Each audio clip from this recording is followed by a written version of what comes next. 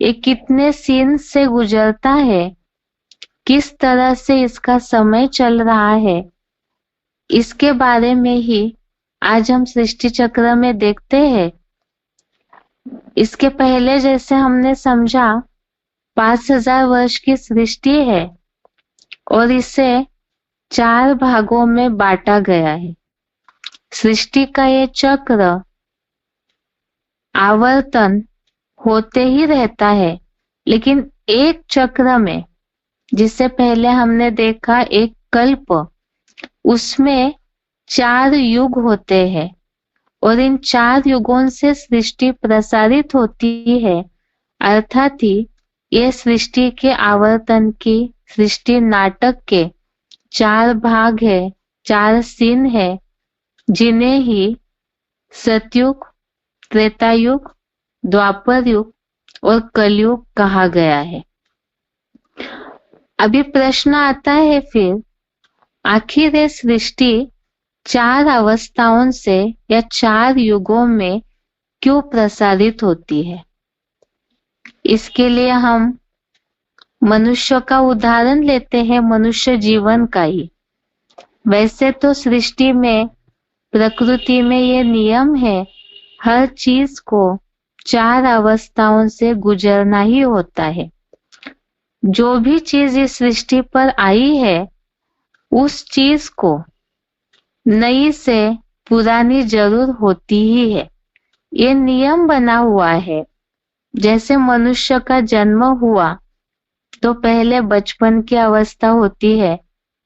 बचपन में बच्चे बहुत खुश रहते हैं, सुखी, अपने ही धुनी में रहते हैं, कोई दुख नहीं रहता है, कोई टेंशन नहीं रहता है उनको।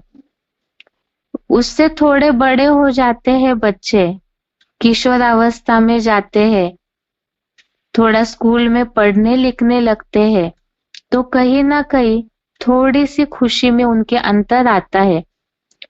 फिर भी बच्चे उस अवस्था में बचपन के मुकाबले थोड़ी अवस्था या खुशी में अंतर आ जाता है, विचारधारा बदल जाती है।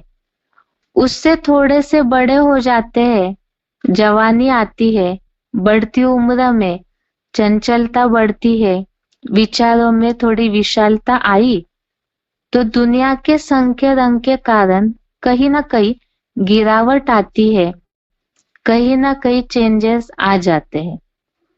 उससे भी फिर अगली अवस्था है जवानी के बाद की, बुढ़ापे की अवस्था, जहाँ शरीर भी जर्जरीभूत होता है, विचारों में भी अंतर आ जाता है, और उसके बाद तो जीवन पूरा होते ही मृत्यु हो जाती है।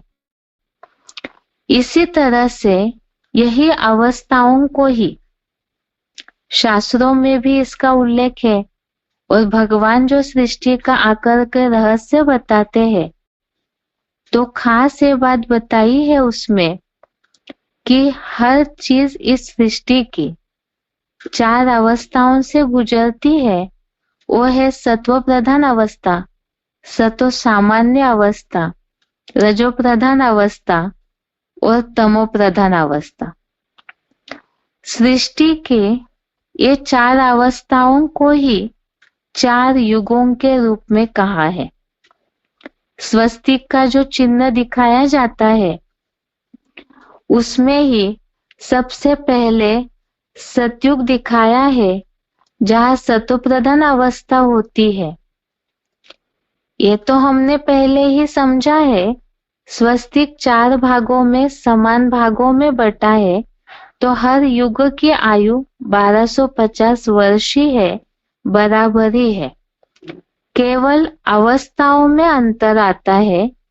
तो सतयुग में सतो प्रधान अवस्था है, जहाँ पे सुख शांति रहती है। ये जैसे सृष्टि की शुरुआत है, अर्थात सृष्टि का बचपन हो गया, जहाँ पर जो भी देवताओं के रूप में है, वो बिल्कुल निश्चिंत जीवन बिताते हैं, जैसे कि कोई दुख अशांति का नामो निशान भी नहीं होता है। उससे थोड़ा सा युग परिवर्तन हुआ, जैसे ही स्वस्तिक की भुजा नीचे की ओर मुड़ी हुई दिखाई हुई है, तो वो त्रेता युग अर्थात सृष्टि की सतो सामान्य अवस्था है। इसमें थोड़ा सा अंतर आ जाता है सतो प्रधान अवस्था की तुलना में। उसके बाद द्वापर युग अर्थात सृष्टि की रजो प्रधान अवस्था। जैसे हमने मनुष्य जीवन का उदाहरण लिया, जवानी में थोड़ी चंचलता आती है, विचारों में अंतर आ जाता है, कहीं ना कहीं दुनिया का संका रंग लगता है, तो विचार बदले, चंचलता बदली, टेंशन तनाव परसेंटेज में आने लगता है। तो इसी तरह सृष्टि में भी सतयुग त्रेतायुग के बाद देवताओं का राज्य पूरा होते ही जैसे ही द्वापर युग आता है, तो मनुष्यों अलग अलग उतरती कला होने के कारण द्वापर युग से रजो प्रधान अवस्था अर्थात ही आत्माओं में कहीं ना कहीं विचारों में अंतर आता है, दुख अशांति परसेंटेजली बढ़ने लगती है। उसके बाद तमो प्रधान अवस्था, इसे ही कलयुग बोला है, अर्थात ही कलह क्लेश का युग। द्वापर युग अर्थात वहां द्वैतवादीपना शुरू हुआ, तो वो द्वापर हो गया। और कलयुग में दुख अशांति बहुत बढ़ जाती है, उसे तमो प्रधान अवस्था बोला है। और यही जैसे कि सृष्टि की जर्जरीभूत अवस्था अर्थात बूढ़ापा है। जैसे बुढ़ापे में मनुष्य का शरीर काम नहीं करता है, हाथ पांव लुंजुम पुंजुम हो जाते हैं, विचारों में भी क्षीणता आ जाती है। इसी तरह से कलयुगी सृष्टि भी, ये सृष्टि रूपी मकान है, तो ये भी कलयुग में तमो प्रधान हो जाता है।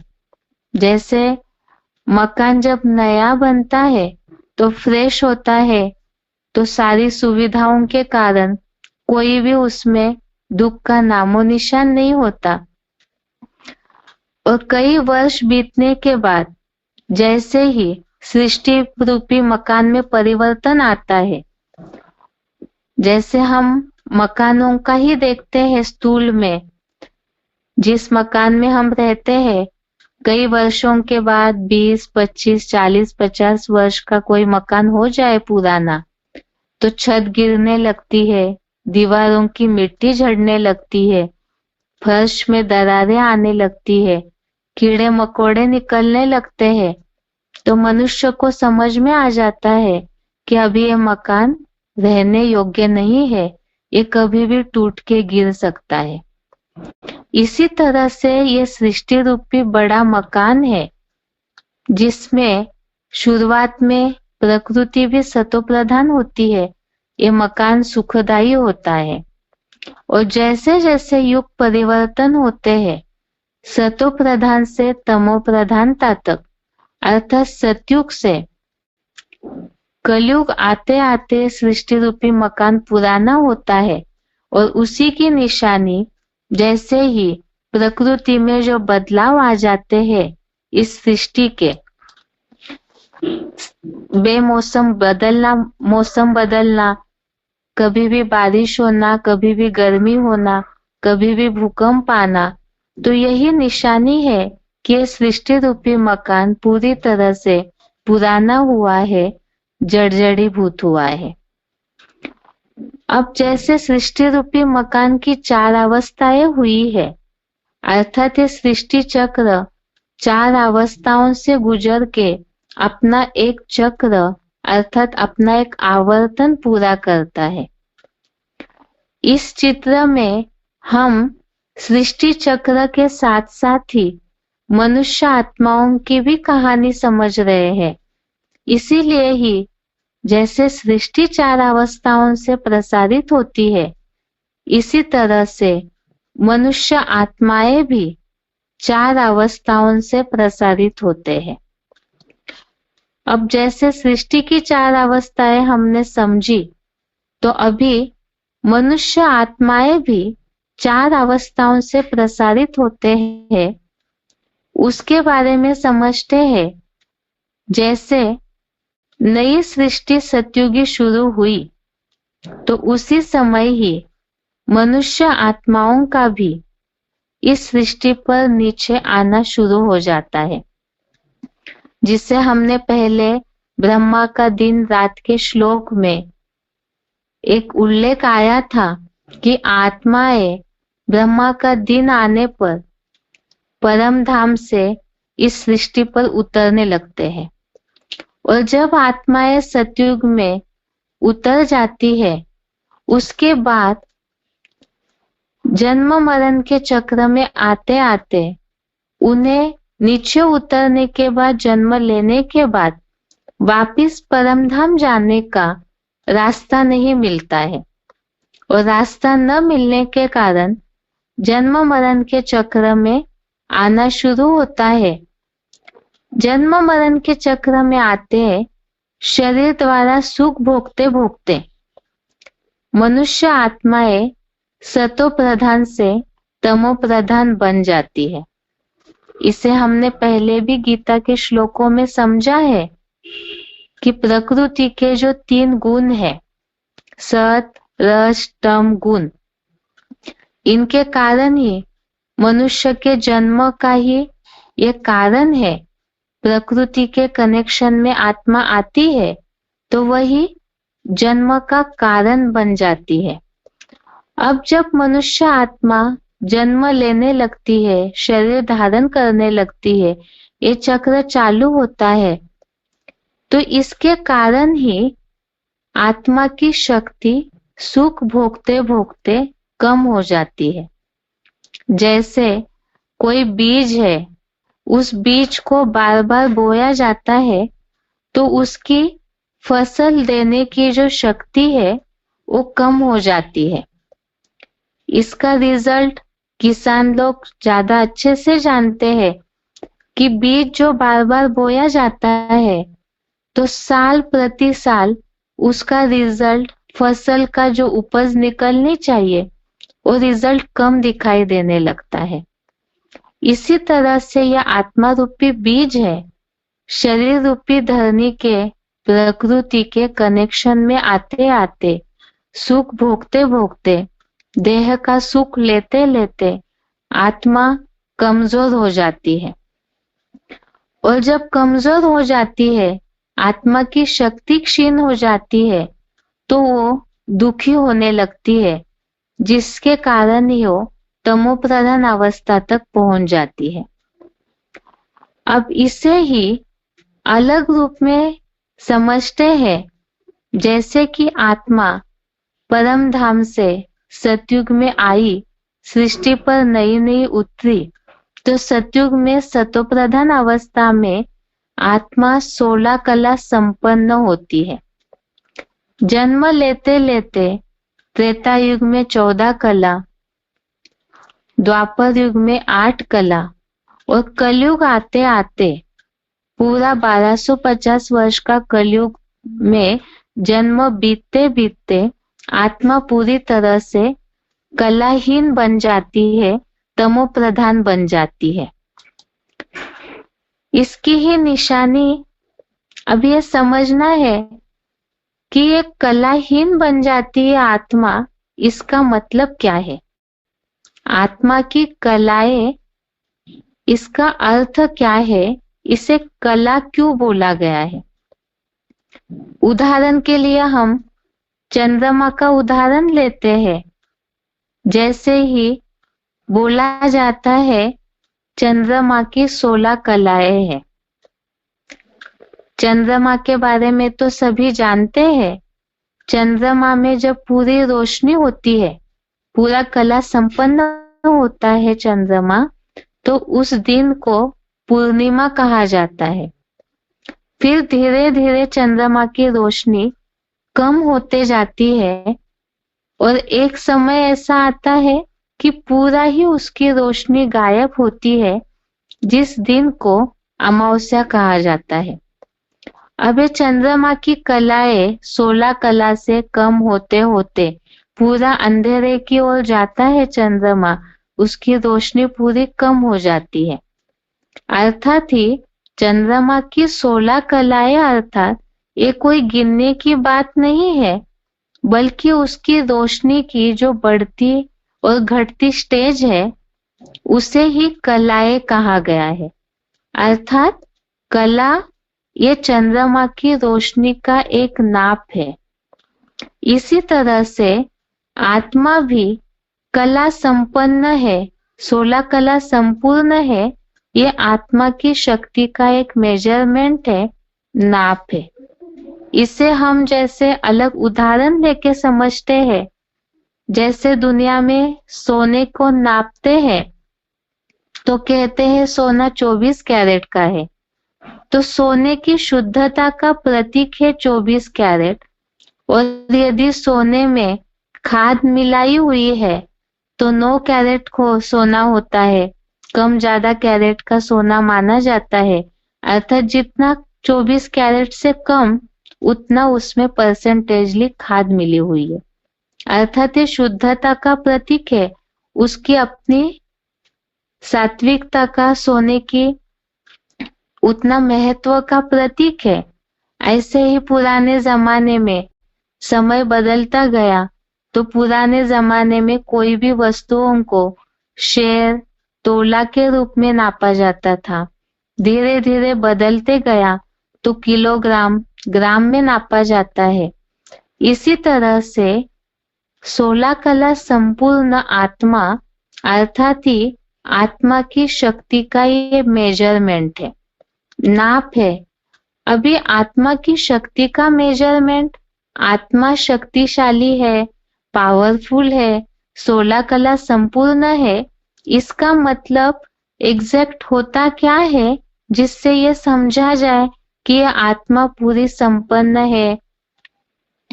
अर्थात ही आत्मा संपन्न है, जैसे चंद्रमा रोशनी से भरा पूरा होता है, तो इसी तरह से 16 कला संपूर्ण आत्मा अर्थात ही उसमें ज्ञान की समझ है, ज्ञान की रोशनी है।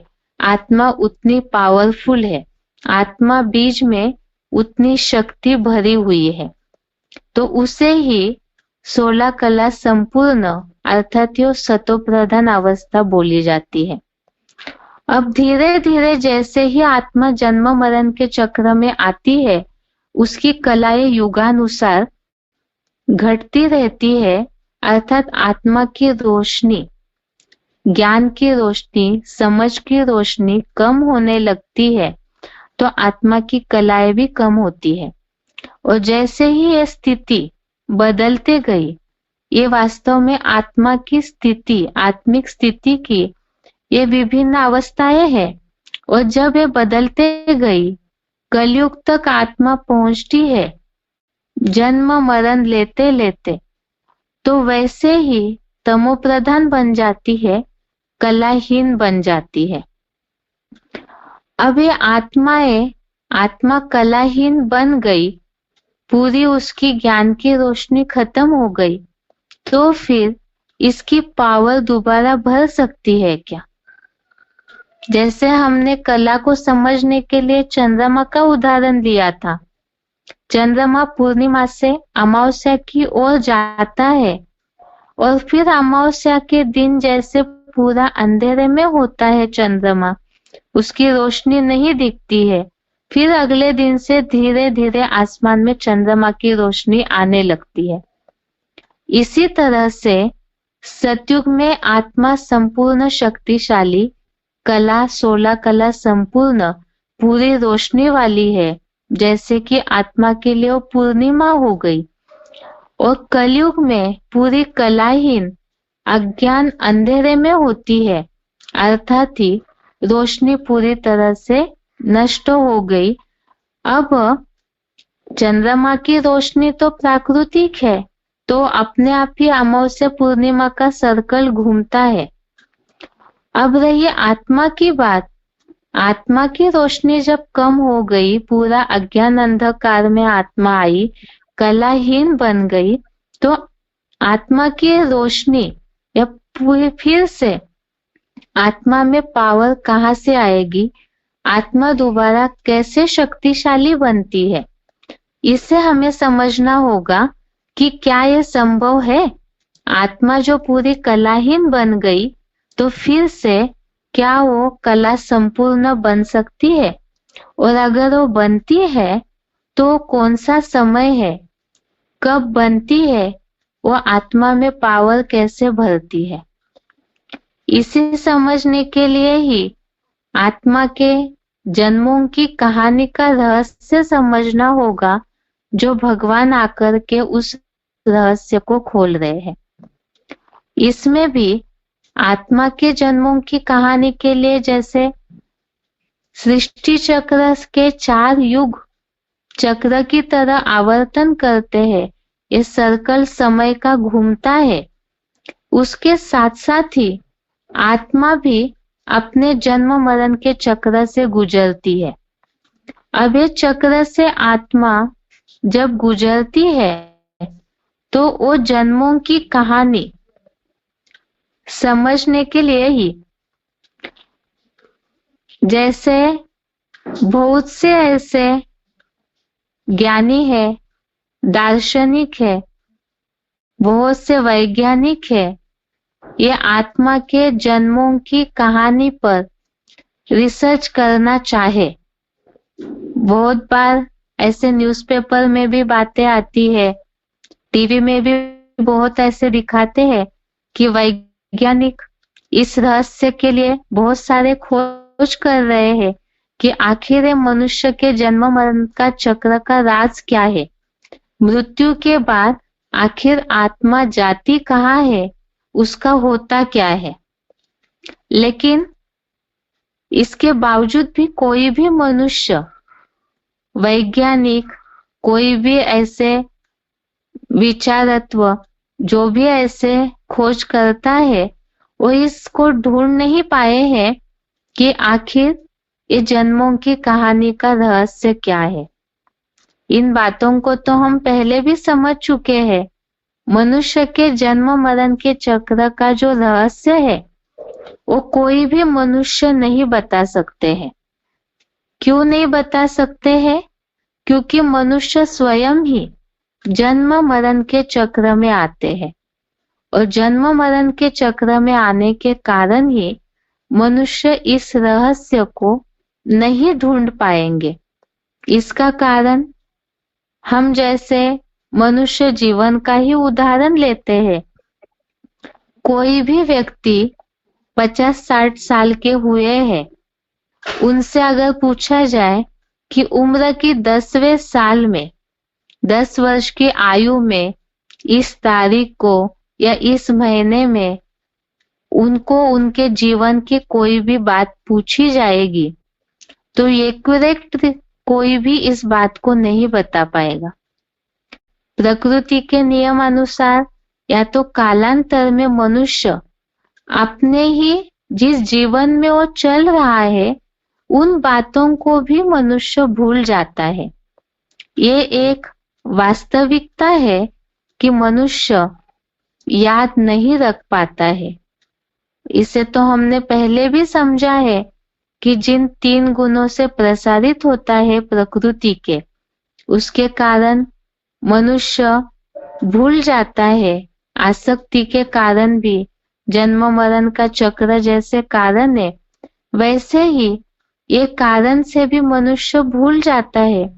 और उसमें मृत्यु तो ऐसा बड़ा एक्सीडेंट है जिसमें तो जैसे अभी अभी हमने समझा कि उसका पार्ट ही परिवर्तन हो जाता है, अगला जन्म लेता है, नया शरीर रूपी चोला धारण करता है, तो वैसे ही वो पुराना चोला नष्ट हो जाता है और उसके साथ साथ ही मनुष्य अपने पुराने जन्म को भूल जाता है। इसी के कारण मनुष्य कोई भी इस रहस्य को नहीं ढूंढ सकते हैं, और वही कहानी जो जन्म मरण के चक्र से न्यारे है भगवान, वही आकर के मनुष्य आत्माओं को उनके जन्मों की कहानी सुनाते हैं, जिसके लिए ही गीता में भगवान ने अर्जुन को ये बात बोली है, बहुने में व्यतीतानि जन्मानि तव चार्जुन तान्यहं वेद सर्वाणि न त्वं वेत्थ परंतप। अर्थात, हे अर्जुन, तू अपने जन्मों को नहीं जानता है, लेकिन मैं जानता हूँ। अर्थात अर्जुन तो जन्म मरण के चक्र में आने वाला है। नंबरवार जो भी मनुष्य है वो सब जन्म मरण के चक्र में आते हैं। भगवान अर्जुन को इसलिए बता रहे क्योंकि अर्जुन उनके सामने एक सैंपल है मनुष्य का, और बाकी सभी मनुष्य भी इसी तरह भूल जाते हैं। लेकिन भगवान जानते हैं, इसीलिए वही आकर के मनुष्यों को उनके जन्मों की कहानी बताते हैं। और ये जन्म मरण की कहानी, जो जन्म मरण का चक्र है, इस कहानी को बताने में सबसे पहले भगवान इस रहस्य को खोलते हैं, और जो गलतफहमी या जो भ्रम मनुष्य मात्र की बुद्धि में बैठा हुआ है कि मनुष्य आत्मा पशु पंछी के रूप में जन्म लेती है, 84 लाख योनियों का चक्र पूरा करती है, तो इसी भ्रम को ही भगवान आकर के सबसे पहले मिटाते हैं।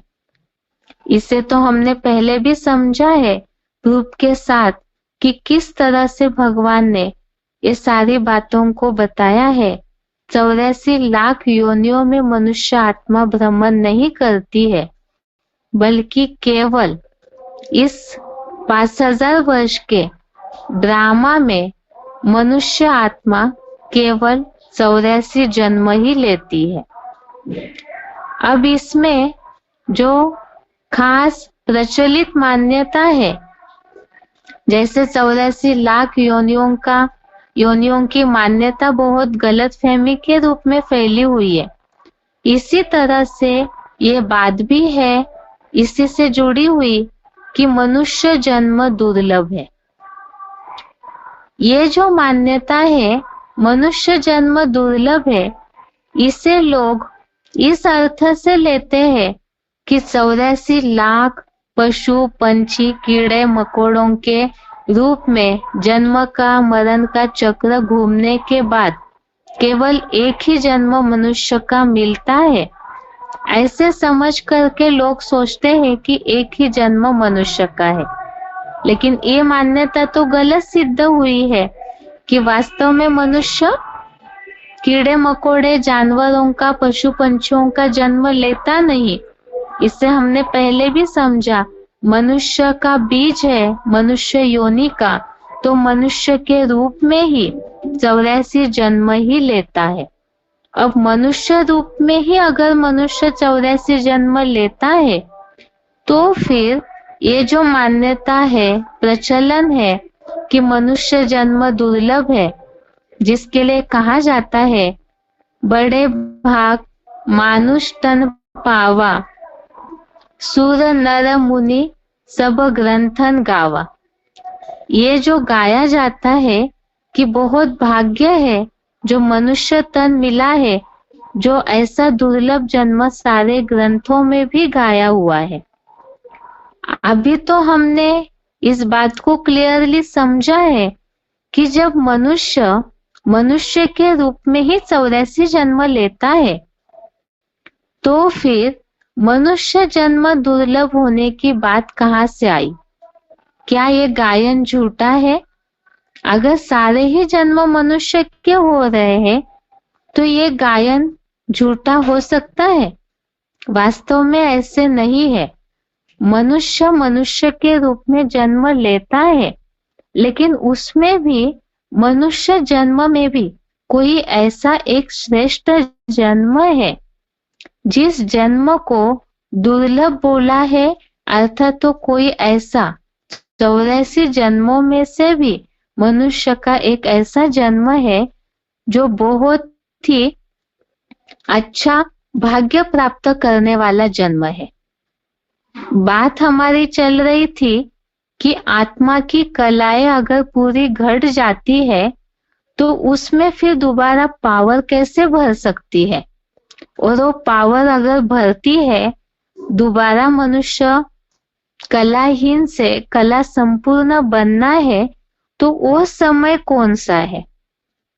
तो यही समय है जो कलाहीन से मनुष्य कला संपूर्ण बन सकता है, और वही समय है जिसमें मनुष्य जो श्रेष्ठ जन्म के रूप में ऐसा समय ऐसा जन्म मनुष्य को मिलता है जिसमें आत्मा अपने में पूरी ज्ञान की रोशनी भर सकती है, पूरी पावर भर सकती है, और उतनी ही फिर से आत्मा शक्तिशाली हो जाती है।